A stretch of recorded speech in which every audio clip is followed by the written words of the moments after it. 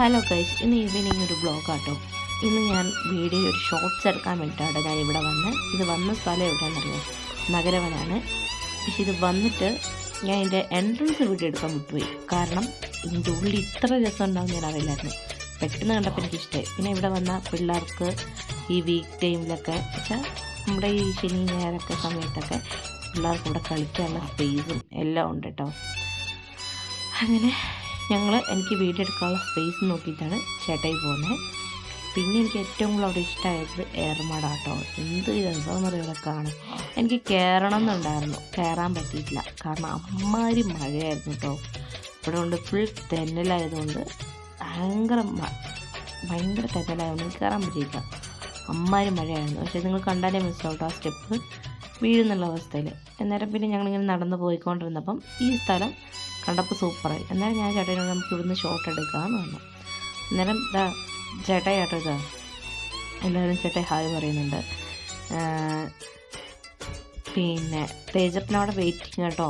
അമ്മ വീഡിയോ ഒന്നും എടുക്കണ്ട, നമുക്ക് പോകാമെന്ന്. അന്നേരം ചേട്ടായി തിരിഞ്ഞ് കഴിഞ്ഞ് ഞാൻ പറഞ്ഞ സ്ഥലം ചേട്ടായി കാണിക്കുകയാണേ, നമുക്ക് അവിടെ നിന്ന് വീഡിയോ എടുക്കാം. അങ്ങനെ ഞങ്ങൾ അവിടെ നിന്ന് വീഡിയോ ഒക്കെ എടുത്ത് നേരെ പോയിട്ടോ. ഈ സ്ഥലം കാണുമ്പോൾ എനിക്ക് ആ റെമോയിൽ പ്രപ്പോസ് ചെയ്യുന്ന സ്ഥലം പോലെ തോന്നി.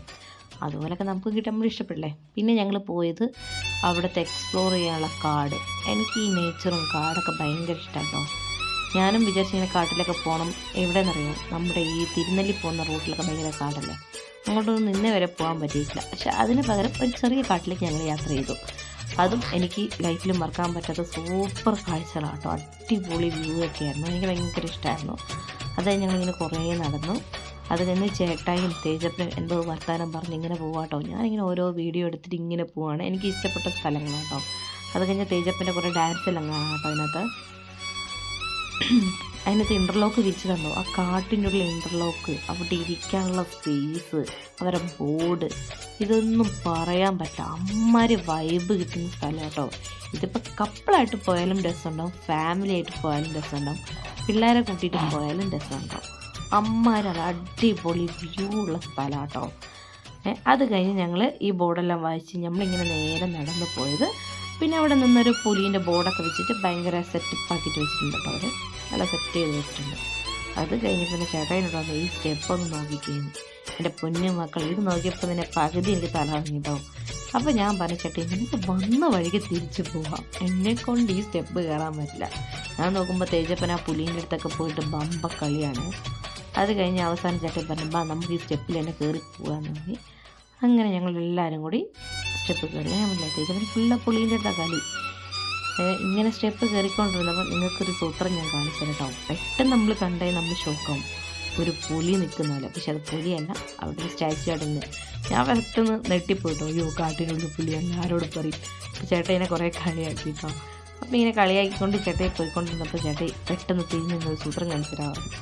പൊന്നു മക്കളെ, ഒരു രക്ഷയില്ല കേട്ടോ. ചേട്ടായി എക്സൈറ്റ്മെൻറ്റ്, ഞാൻ എക്സൈറ്റ്മെൻറ്റ്. ആ വീട് കണ്ടോ, ഒരു രക്ഷയില്ല. പണ്ടത്തെ ആ വീട് കാരണം ചേട്ടൻ്റെ മുഖഭാവം കണ്ടോ, എക്സൈറ്റ്മെൻറ്റ്. ആ പണ്ടത്തെ പുൽമേടുള്ള വീട് പോലെയാട്ടോ അതുണ്ടായത്. അങ്ങനെ ഞങ്ങളെല്ലാവരും കൂടി അതിൻ്റെ ഉള്ളിൽ കയറി. അതിൻ്റെ ഉള്ളിൽ എന്തൊക്കെയുണ്ട് അതൊക്കെ ഞങ്ങൾ നോക്കിയിട്ട് ഒരു ഫാമിലിയായിട്ട്, ഒരു കപ്പിളായിട്ടൊക്കെ വന്നിരുന്ന് ഒരു വേനൽക്കാലത്തൊക്കെ വെള്ളമൊക്കെ കുടിച്ച് പിള്ളേർ കൂടെ വരാൻ പറ്റിയ സ്ഥലം കേട്ടോ.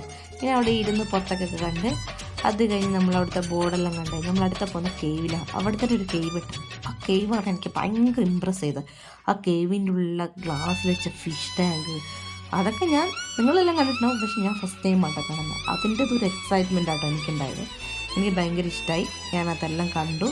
ഞാനിങ്ങനെ പയ്യെ കണ്ടിരുന്നു. പപ്പയും മുന്നിൽ സ്പീഡിൽ കണ്ട് അങ്ങ് വേഗം ഇറങ്ങുവാണ്ടാവും. തേജാണെങ്കിൽ അവിടെ നിന്ന് ഓട്ടാണ് തേജപ്പനൊന്നും പിടിച്ചാൽ പോലും കിട്ടുന്നത്. തേജപ്പൻ എങ്ങനെയും അവൻ്റെ പപ്പൻ്റെ കൂടെ പോയാൽ മതി. അങ്ങനെ പോയി.